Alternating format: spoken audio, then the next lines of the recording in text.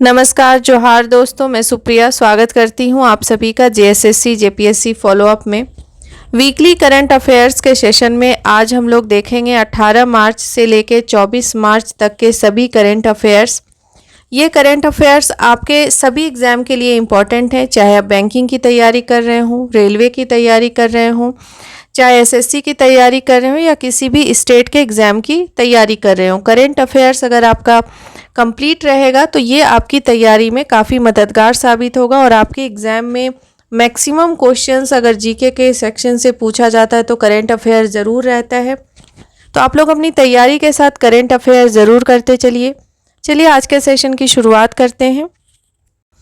आज का पहला सवाल है, भारत का पहला ग्रीन वेस्ट प्रोसेसिंग प्लांट कहाँ पर स्थापित किया जा रहा है? भारत का पहला green waste processing plant बिचौली हबसी Indore में स्थापित किया जा रहा है और यह जो परियोजना है यह स्वस्थ भारत मिशन शहरी के अंतर्गत विकसित की जा रही है। इस परियोजना का निजी भागीदार एस्ट्रोनॉमिकल इंडस्ट्रीज प्राइवेट लिमिटेड है और यह जो प्लांट है यह सार्वजनिक निजी भागीदारी पीपीपी मॉडल पर विकसित किया जाएगा। ध्यान रखिएगा, इंपॉर्टेंट है, पहला green waste processing plant बिचौली हबसी Indore में स्थापित किया जा रहा है। चलिए अगला सवाल देखते हैं। अगला सवाल है, हाल ही में 19 मार्च 2025 को संशोधित राष्ट्रीय गोकुल मिशन को किसने मंजूरी प्रदान की है? केंद्रीय कैबिनेट ने 15वें वित्त आयोग के कार्यकाल के दौरान इस मिशन का कुल आवंटन 3,400 करोड़ रुपए है और संशोधित योजना के तहत 1,000 करोड़ रुपए के अतिरिक्त बजट को स्वीकृति मिली है। ध्यान रखिएगा, संशोधित राष्ट्रीय गोकुल मिशन को केंद्रीय कैबिनेट ने मंजूरी प्रदान की है। अगला सवाल देखते हैं। अगला सवाल है, हाल ही में भारत जैव अर्थव्यवस्था रिपोर्ट 2025 किसने जारी किया? भारत जैव अर्थव्यवस्था रिपोर्ट 2025 केंद्रीय मंत्री डॉक्टर जितेंद्र सिंह ने जारी किया। भारत जैव अर्थव्यवस्था रिपोर्ट 2025 जैव प्रौद्योगिकी उद्योग अनुसंधान सहायता परिषद के द्वारा तैयार किया गया और वर्ष 2025 तक जैव अर्थव्यवस्था का निर्धारित लक्ष्य $150 बिलियन था, जबकि भारत की अर्थव्यवस्था वर्ष 2024 में 167.7 बिलियन डॉलर हो गई। वहीं वर्ष 2020 में भारत की जैव अर्थव्यवस्था 86 बिलियन डॉलर थी। ध्यान रखिएगा, भारत जैव अर्थव्यवस्था रिपोर्ट 2025। अगला सवाल है, हाल ही में 19 मार्च 2025 को भारत और किस देश के बीच कृषि पर संयुक्त कार्य समूह की 8वीं बैठक संपन्न हुई? भारत और जर्मनी के बीच कृषि पर संयुक्त कार्य समूह की 8वीं बैठक संपन्न हुई और इस बैठक का आयोजन पूसा नई दिल्ली में की गई। ध्यान रखिएगा इसे भी। अगला सवाल देखते हैं। अगला सवाल है, हाल ही में 18 मार्च 2025 को संसद भाषिनी पहल किसके सहयोग से शुरू की गई? लोकसभा सचिवालय और इलेक्ट्रॉनिक्स एवं सूचना प्रौद्योगिकी मंत्रालय के सहयोग से संसद भाषिनी पहल की शुरुआत की गई और इस पहल का मुख्य उद्देश्य एआई के माध्यम से संसदीय कार्यों में बहुभाषी समर्थन है। ध्यान रखिएगा, संसद भाषिनी पहल। अगला सवाल देखते हैं। अगला सवाल है, हाल ही में 18 मार्च 2025 को भारतीय मूल के अंतरिक्ष यात्री सुनीता विलियम्स के साथ और कितने अंतरिक्ष यात्री वापस आए? अभी हाल ही में काफ़ी चर्चा में था सुनीता विलियम्स का वापस आना। इनके साथ वुच विल्मोर जो अमेरिका के थे, निक हेग ये भी अमेरिका के थे, अलेक्जेंद्र गोर्बुनोव ये रूस के थे। ये सभी सुनीता विलियम के साथ अंतरिक्ष से वापस आए। सुनीता विलियम्स और वुच विल्मोर जो है ये 286 दिन के बाद अंतरिक्ष से लौटे हैं और इस दौरान इन्होंने पृथ्वी के चारों ओर 4,576 परिक्रमाएं पूरी की है। इस मिशन के लिए ड्रैगन स्पेसक्राफ्ट स्पेस का इस्तेमाल किया गया। अगला सवाल देखते हैं। अगला सवाल है, विधानसभा में सांकेतिक भाषा की शुरुआत करने वाला भारत का पहला राज्य कौन बना?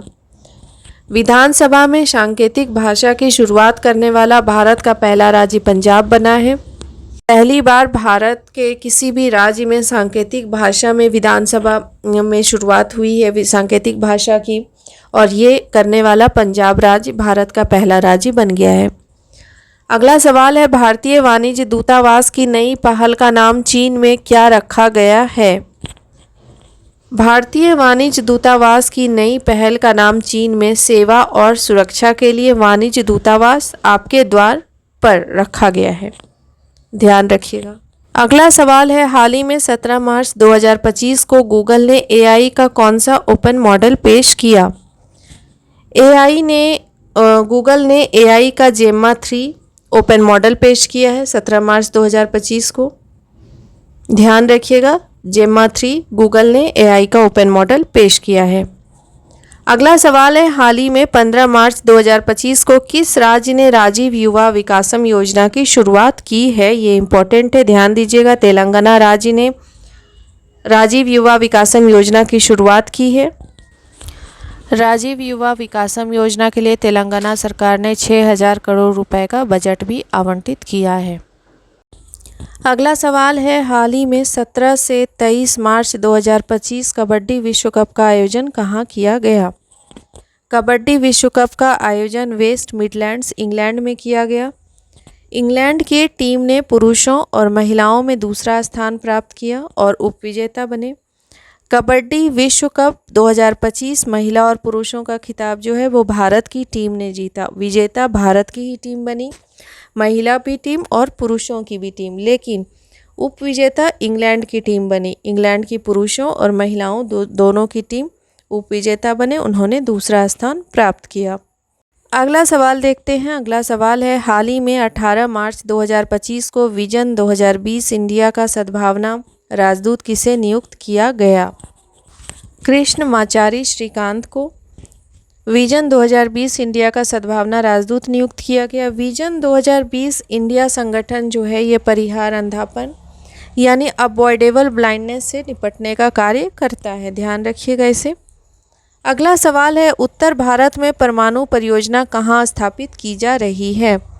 उत्तर भारत में परमाणु परियोजना गोरखपुर हरियाणा में स्थापित की जा रही है, ध्यान रखिएगा। परमाणु परियोजना गोरखपुर हरियाणा में। अगला सवाल है, रायसीना डायलॉग के 10वें संस्करण का आयोजन हाल ही में 17 से 19 मार्च 2025 कहाँ किया गया? रायसीना डायलॉग के 10वें संस्करण का आयोजन दिल्ली में किया गया और इस संवाद का शुभारंभ प्रधानमंत्री नरेंद्र मोदी ने किया एवं इसमें लगभग 125 देशों के प्रतिनिधियों ने भाग लिया। भारत के भू राजनीति और भू अर्थशास्त्र विषयों पर यह प्रमुख सम्मेलन है। इस संवाद की थीम जो है वो थी कालचक्र, लोग और शांति ग्रह। इस सम्मेलन का आयोजन ऑब्जर्वर रिसर्च फाउंडेशन और विदेश मंत्रालय के द्वारा किया जाता है, ध्यान रखिएगा। रायसीना डायलॉग के 10वें संस्करण का आयोजन। अगला सवाल है, हाल ही में 23 मार्च 2025 को महात्मा गांधी से संबंधित कलाकृतियां दक्षिण अफ्रीका के किस संगठन के द्वारा भारत को सौंपा है? Phoenix settlement trust, Gandhi development trust के द्वारा महात्मा गांधी से संबंधित कलाकृतियां दक्षिण अफ्रीका के द्वारा भारत को सौंपा गया। महात्मा गांधी से संबंधित वस्तुओं को भारत में राष्ट्रीय गांधी संग्रहालय नई दिल्ली को सौंपा गया, ध्यान रखिएगा। इम्पॉर्टेंट है, Phoenix settlement trust, Gandhi development trust जो दक्षिण अफ्रीका में है के द्वारा सौंपा गया। अगला सवाल है, नामरू 4 अमोनिया यूरिया कॉम्प्लेक्स को हाल ही में 19 मार्च 2025 को किसकी अध्यक्षता में मंजूरी प्रदान की गई है? नामरू 4 अमोनिया यूरिया कॉम्प्लेक्स को प्रधानमंत्री नरेंद्र मोदी की अध्यक्षता में मंजूरी प्रदान की गई है। इस परियोजना की कुल लागत 10,601.40 करोड़ रुपए है एवं इस परियोजना की ऋण इक्विटी अनुपात 70:30 है, ध्यान रखिएगा इसे। इस संयंत्र की वार्षिक यूरिया उत्पादन क्षमता 12.7 लाख मीट्रिक टन होगी और यह परियोजना Brahmaputra Valley Fertilizer Corporation Limited यानी BVFCL नामरू असम में स्थित है, इसे ध्यान रखिएगा, ये इंपॉर्टेंट है। Namrup 4 ammonia urea complex. अगला सवाल है, हाल ही में 17 मार्च 2025 को अनुसंधान राष्ट्रीय अनुसंधान फाउंडेशन यानी ANRF के CEO के रूप में किसे नियुक्त किया गया? डॉक्टर शिव कुमार कल्याण रमन, इनको ANRF के CEO के रूप में नियुक्त किया गया। अब हम लोग कुछ इम्पोर्टेंट दिवस देखते हैं जो कई बार एग्जाम में अक्सर पूछे जाते हैं। प्रतिवर्ष विश्व टीबी दिवस कब मनाया जाता है? प्रतिवर्ष विश्व टीबी दिवस 24 मार्च को मनाया जाता है वर्ष 2025 में विश्व टीबी दिवस की थीम थी हाँ हम टीबी को ख़त्म कर सकते हैं, प्रतिबद्ध, निवेश, उद्धार। ये 2025 के विश्व टीबी दिवस का थीम था। कई बार थीम भी पूछ देता है तो ध्यान रखिएगा। अगला सवाल है, प्रतिवर्ष विश्व गोरैया दिवस कब मनाया जाता है? ये अभी एकदम विलुप्त प्राय पक्षी है, तो प्रतिवर्ष विश्व गोरैया दिवस 20 मार्च को मनाया जाता है। अगला सवाल है, विश्व मौसम विज्ञान दिवस प्रतिवर्ष कब मनाया जाता है? विश्व विज्ञान दिवस प्रतिवर्ष 23 मार्च को मनाया जाता है और जो वर्ष 2025 का विश्व मौसम विज्ञान दिवस का थीम था प्रारंभिक चेतावनी में अंतर को एक साथ बंद करना। ध्यान रखिएगा, इम्पॉर्टेंट है, थीम जरूर ध्यान दीजिएगा और दिवस तो याद रखिएगा ही। अगला सवाल है, हाल ही में 22 मार्च 2025 को वर्ष 2024 के लिए 59वें ज्ञानपीठ पुरस्कार के लिए किसे चुना गया? 59वें ज्ञानपीठ पुरस्कार के लिए विनोद कुमार शुक्ल को, जो छत्तीसगढ़ राज्य से हैं, इन्हें चुना गया और विनोद कुमार शुक्ल छत्तीसगढ़ राज्य से ज्ञानपीठ पुरस्कार प्राप्त करने वाले पहले व्यक्ति बने। इन्हें हिंदी भाषा के लिए पुरस्कार दिया गया और इनके कुछ प्रमुख हिंदी उपन्यास हैं। विनोद कुमार शुक्ल के प्रमुख हिंदी उपन्यास हैं जैसे नौकर की कमीज, दीवार में एक खिड़की रहती थी, ये सब इनके कुछ प्रमुख हिंदी उपन्यास हैं। इसके अलावा भी और कई हिंदी उपन्यास हैं, तभी तो इन्हें ज्ञानपीठ पुरस्कार के लिए चुना गया। विनोद कुमार शुक्ल हिंदी साहित्य के बारे में लेखक हैं जिन्हें ज्ञानपीठ पुरस्कार से सम्मानित किया गया। ध्यान रखिएगा, 59वें ज्ञानपीठ पुरस्कार के लिए विनोद कुमार शुक्ल को पुरस्कृत किया गया। अगला सवाल है, भारत की खुदरा मुद्रास्फीति दर फरवरी 2025 में घटकर कितनी हो गई है? भारत की खुदरा मुद्रास्फीति दर फरवरी 2025 में घटकर 3.6% हो गई है। फरवरी 2025 में भारत में सबसे अधिक मुद्रास्फीति केरल राज्य जिसमें 7.3% रहा और सबसे कम मुद्रास्फीति तेलंगाना राज्य में रहा 1.3%। ध्यान रखिएगा, इम्पॉर्टेंट है, भारत की खुदरा मुद्रास्फीति दर फरवरी 2025 में घटकर 3.6% हो गई है। अगला सवाल है, हाल ही में चर्चा में रहे मुदुमल मेगालिथिक मेनहीर क्या है? मुदुमल मेगालिथिक मेनहीर प्रागैतिहासिक कालीन शवाधान स्थानों पर बड़े सीधे खड़ा पत्थर जो होता है उसे कहते हैं। यह तेलंगाना में स्थित है। मुदुमल के मेनहीर लगभग 3500 से 4000 साल पुराने हैं।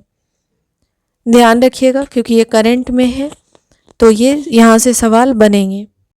अगला सवाल है, हाल ही में 26 मार्च 2025 को दक्षिण कोरिया के कार्यवाहक राष्ट्रपति के रूप में किसे पुनर्बहाल किया गया?